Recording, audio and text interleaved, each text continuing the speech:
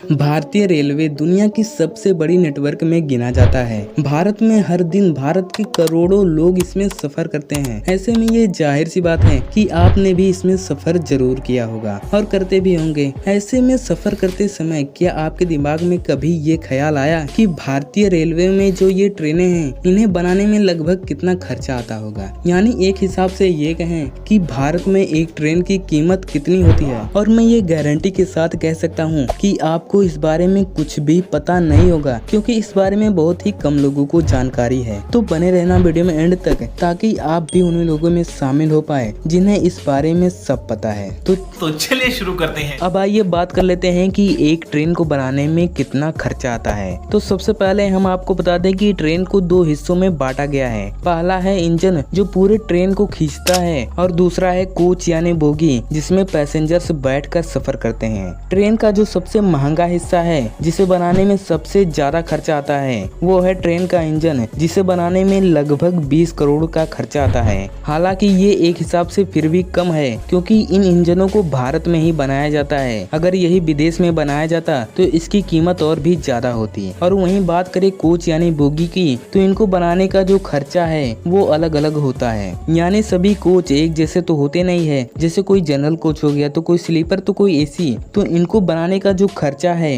वो इनमें दी गई सुविधाओं के हिसाब से आता है। जैसे एसी कोच में सबसे ज्यादा सुविधा दी गई होती है, तो इसे बनाने में खर्चा भी सबसे ज्यादा आता है। थर्ड एसी, सेकेंड एसी और फर्स्ट एसी कोच को बनाने में सबसे ज्यादा खर्चा आता है। और वहीं स्लीपर कोच को बनाने में 1.25 करोड़ रुपए का खर्चा आता है, जबकि सबसे कम खर्चा जनरल कोच को बनाने में आता है। जनरल कोच 80 लाख रुपए में बनकर तैयार हो जाता है। और वहीं जनरल पैसेंजर ट्रेन को, इस पर ध्यान देना, मैं ट्रेन की बात कर रहा हूँ, कोच की नहीं। हाँ, तो जनरल पैसेंजर ट्रेन को बनाने में 50 से 60 करोड़ रुपए का खर्चा आ जाता है, क्योंकि इसमें एक्सप्रेस ट्रेन के मुकाबले थोड़ी कम सुविधा दी गई होती है, और इसीलिए इस ट्रेन को बनाने में कम खर्चा आता है। और वहीं एक्सप्रेस ट्रेन की बात करें तो इसमें लगभग 24 कोच यानी बोगी होती है, और हर कोच को बनाने में लगभग 2 करोड़ रुपए का खर्चा आता है। ऐसे में 2 करोड़ के हिसाब से 24 डिब्बों यानी कोच को बनाने में 48 करोड़ रुपए का खर्चा आ जाता है। और फिर इंजन को बनाने में जो खर्चा आया, उसका 20 करोड़ जोड़ देने पर